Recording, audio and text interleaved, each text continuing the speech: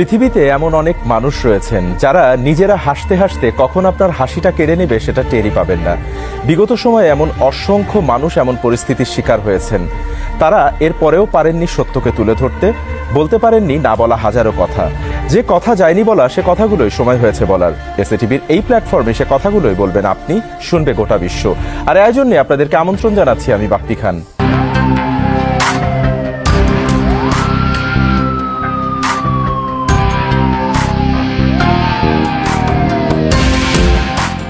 আজ আমাদের সাথে আমন্ত্রিত অতিথি হিসেবে কথা বলার জন্য স্টুডিওতে উপস্থিত রয়েছেন কারা নির্যাতিত গুমের শিকার ঢাকা মহানগর উত্তর যুবদলের সদস্য সচিব সাজ্জাতুল মিরাজ এবং একই সাথে তিনি কেন্দ্রীয় যুবদলের জয়েন্ট সেক্রেটারি হিসেবেও দায়িত্ব পালন করছেন। আমরা কথা বলবো তার সাথে, জানবো তার কাছ থেকে তার এবং তার পরিবারের সাথে ঘটে যাওয়া বেশ কিছু দুঃসহ স্মৃতির কথা। জনাব সাজ্জাতুল মিরাজ, আমি শুরুতে আপনাকে স্বাগত জানাচ্ছি এসএটিভির স্টুডিওতে। কেমন আছেন? ধন্যবাদ এসএটিভিকে যে কথা যায়নি বলা এই ধরনের একটা অনুষ্ঠানকে আমাকে আমন্ত্রণ জানানোর জন্য। আমি শুরুটা করতে চাই যে আপনার যে রাজনৈতিক পরিচয়টা আমি দিলাম, আপনি ঢাকা মহানগর উত্তর যুব দলের সদস্য সচিব হিসেবে দায়িত্ব পালন করছেন দীর্ঘদিন থেকে এবং একই সাথে কেন্দ্রীয় যুব দলেরও আপনি জয়েন্ট সেক্রেটারি হিসেবে দায়িত্ব পালন করছেন। এই রাজনীতির পরিচয়ের বাইরে সাজ্জাতুল মিরাজকে মানুষ ঠিক কতটা চেনে?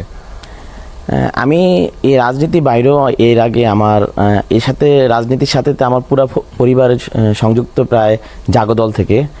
শহীদ রাষ্ট্রপতি জিয়াউর রহমান সাহেব যখন জাগদল করেছেন তখন আমার বড় ভাই বৃহত্তর মিরপুরের যুব দলের প্রতিষ্ঠাতা নির্বাচিত সভাপতি ছিলেন, তারপর বিএনপির প্রতিষ্ঠাতা নির্বাচিত সেক্রেটারি ছিলেন পরবর্তীতে, এবং আমার আপন ফুপা পূর্ব পাকিস্তানের এবং পশ্চিম পাকিস্তানের অস্থায়ী রাষ্ট্রপতি ছিলেন, ডেপুটি স্পিকারও ছিলেন।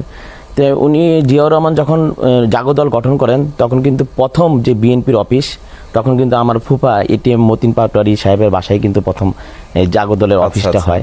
তো এই জিয়া পরিবারের সাথে এবং জাতীয়তাবাদী দলের সাথে আমরা ঐক্য এবং পরোক্ষভাবে জড়িত অনেক দিন যাবতই। আচ্ছা।